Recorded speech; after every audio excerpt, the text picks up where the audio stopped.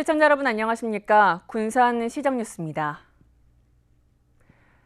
새만금에 인구 2만 5천여 명이 사는 수변도시가 만들어집니다. 공사를 시작한 지 1년 반 만에 매립을 위한 10km의 둑이 구축됐는데요. 물막이 공사가 끝나면서 수변도시 매립에 한층 속도가 붙게 됐습니다. 새만금 방조제 중간쯤에서 안쪽으로 바라본 수변도시 부지. 호소 한가운데 10.4km의 제방이 쌓였습니다. 물 아래부터 사석을 쌓아 올려 뚝을 구축하는 물막이 공사를 이제 막 끝내고 내년 6월부터 내부 매립이 본격화됩니다. 아직은 온전한 모습을 갖추진 못했지만 여의도 면적의 2배 이상인 6.6제곱킬로미터의 땅이 바다 위에 만들어지는 것입니다. 매립공사 현장은 하기 위해서는 일단 제방을 축조를 해서 약 200만 평의 사업 부지를 매립하는 계획을 하고 있습니다.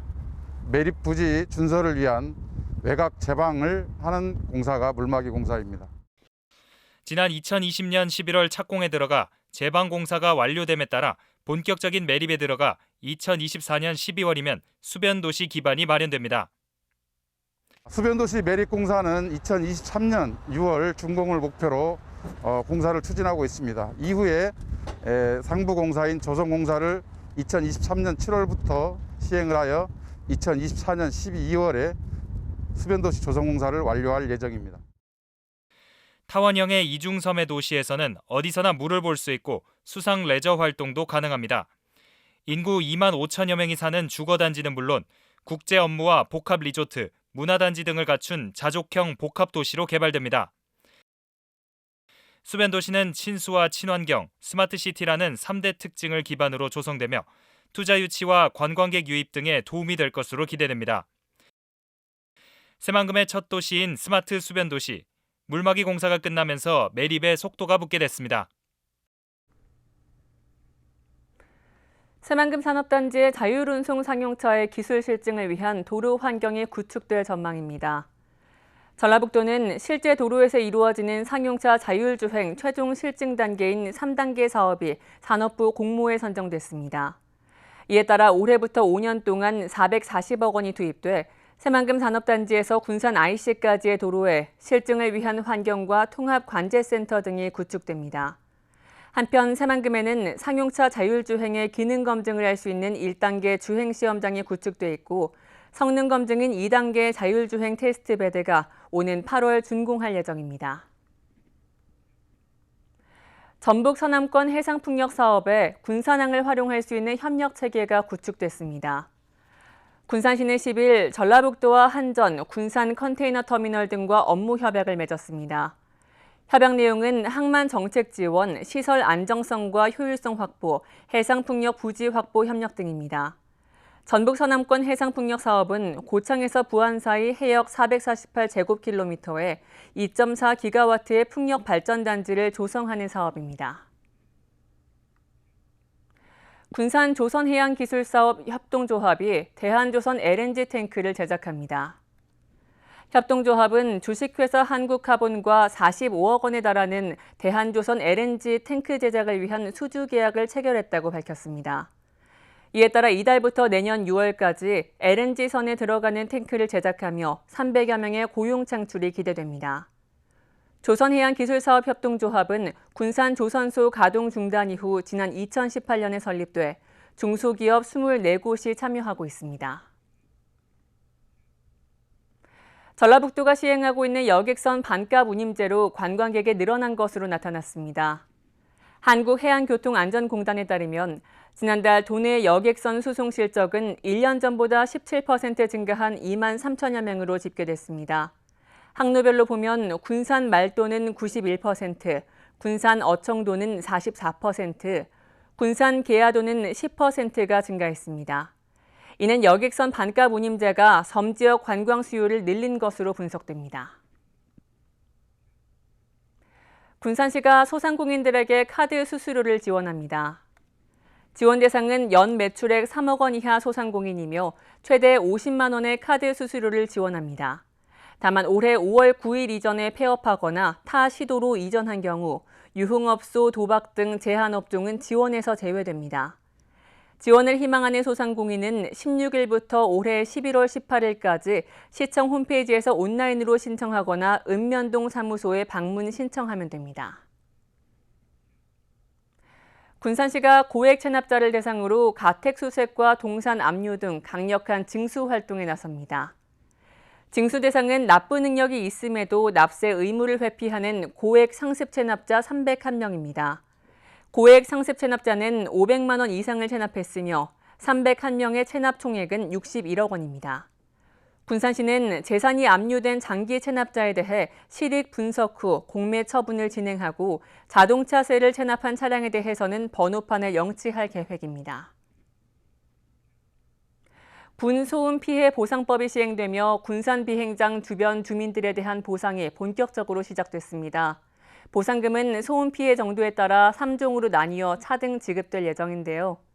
일부 주민들은 소음 측정 기준이 주민 간 갈등을 불러올 수 있다며 아쉬움을 나타냈습니다. 군소음 피해 주민을 위해 지난 2020년 제정된 군소음 보상법 시행령. 군소음 보상법 시행 이후 처음으로 지난 2월 피해 보상 신청 접수가 진행됐습니다. 군산시에 따르면 보상 신청 결과 옥서면과 옥구읍, 미성동 등 피해 보상 대상지 거주민 2,114명 모두 보상을 신청했습니다. 신청자들은 보상금 산정 기준에 따라 보상금을 받게 됩니다.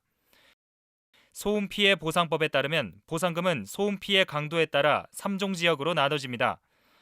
95웨클 이상인 1종 지역은 매달 1인당 6만 원을, 90에서 94웨클인 2종 지역은 1인당 4만 5천 원을, 85에서 89웨클인 3종 지역은 1인당 3만 원의 보상금이 주어집니다.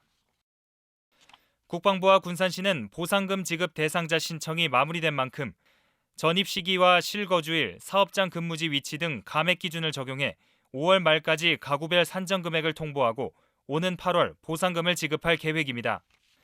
감액에 이의가 있는 주민은 오는 7월까지 시에 이의 신청을 할 수 있으며 지역소음대책심의위원회의 심의를 거쳐 조정된 보상금을 10월 지급할 방침입니다. 2020년 11월 27일부터요. 2021년도 10월 31일까지니까요. 1년치라고 보시면 이거에 따른 5년간 실시를 해요, 보상을. 또 5년마다 또 소음 영향 조사를 또 다시 실시해서 하는. 보상 신청이 마무리된 가운데 일부 피해 주민들은 국방부가 정한 소음 기준에 아쉬움을 나타냈습니다. 국방부가 정한 소음 등고선의 경계가 행정구역이 아닌 건축물이기 때문에 경계가 모호하다는 것입니다. 이 때문에 같은 마을 앞집과 뒷집 사이 소음 기준이 다르게 적용되고 보상금 역시 다르게 측정돼 주민 갈등을 일으킬 여지가 있다고 말했습니다. 아니죠. 그 등고선 자체가 잘못됐고 등고선도 와서 할 때 주민들이 그렇게 이야기를 쫓아가려 얘기해도요. 그런 부분들이 있어서 1951년 미군이 주둔한 이래 군용 비행기 소음에 시달려온 군소음 피해 주민들. 피해 보상이 시작됐지만 주민들의 아쉬운 목소리는 여전합니다. 군산 공공건물에 스마트 가든이 확충됩니다. 스마트 가든은 실내 유휴 공간에 식물 자동화 관리 시스템을 도입해 만든 소규모 정원을 말합니다. 군산시는 지난해 예술의 전당에 스마트 가든을 처음으로 만든 데 이어 올해는 1억 8천여만 원을 들여 시청과 금강 미래체험관 등 3곳에 추가로 조성할 계획입니다. 2022년 군산시 명장으로 미용 분야의 김정미 씨와 제과제빵 직종 이종길 씨가 선정됐습니다.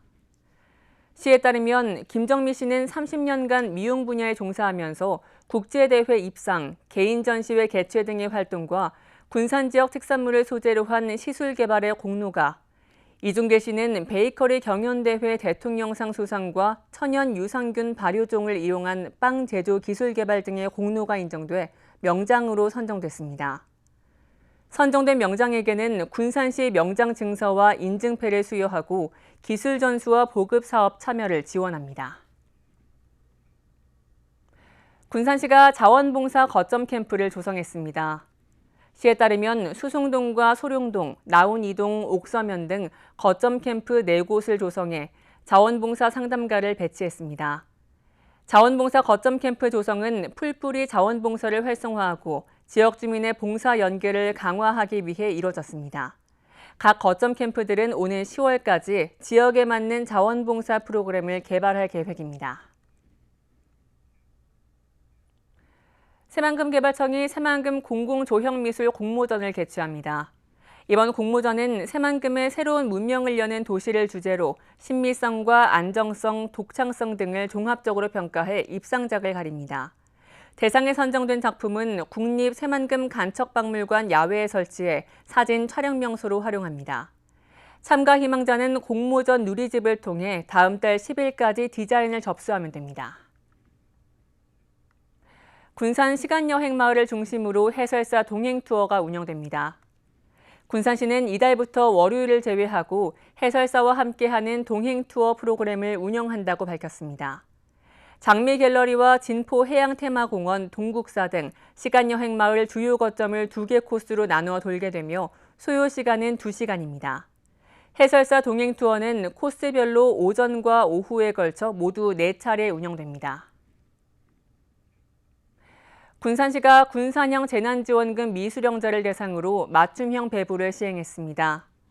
군산시에 따르면 재난지원금을 받지 않은 시민의 상당수가 요양병원 입원 환자 등인 것으로 파악됐습니다. 이에 따라 군산시는 9개의 요양병원 입원자 139명과 요양원, 복지원에서 생활하는 거동불편자 431명에게 직접 찾아가 재난지원금 지급을 완료했습니다. 한편 아직까지 재난지원금을 미수령한 시민들은 오는 31일까지 주소지 읍면동 주민센터에서 수령할 수 있습니다. 다음은 읍면동 소식입니다. 나온일동 주민자치위가 관내 지역아동센터 4개소 이용 아동에게 160만 원 상당의 과자 선물 꾸러미를 전달했습니다. 옥부읍이 영병산 일대에 버려진 쓰레기와 깨진 유리병 등을 수거하며 환경 정비 활동에 나섰습니다. 미성동 통장단이 삼북동 회전교차로 주변 잡초를 정리하고 꽃을 심는 환경 정비 활동을 펼쳤습니다. 해신동이 전라북도 자원봉사센터와 함께 관내 홀몸 어르신 등 저소득층 20가구에 이동 빨래방을 지원하는 세탁 봉사를 진행했습니다. 이것으로 군산시정 뉴스를 마칩니다. 시청해주신 여러분 고맙습니다.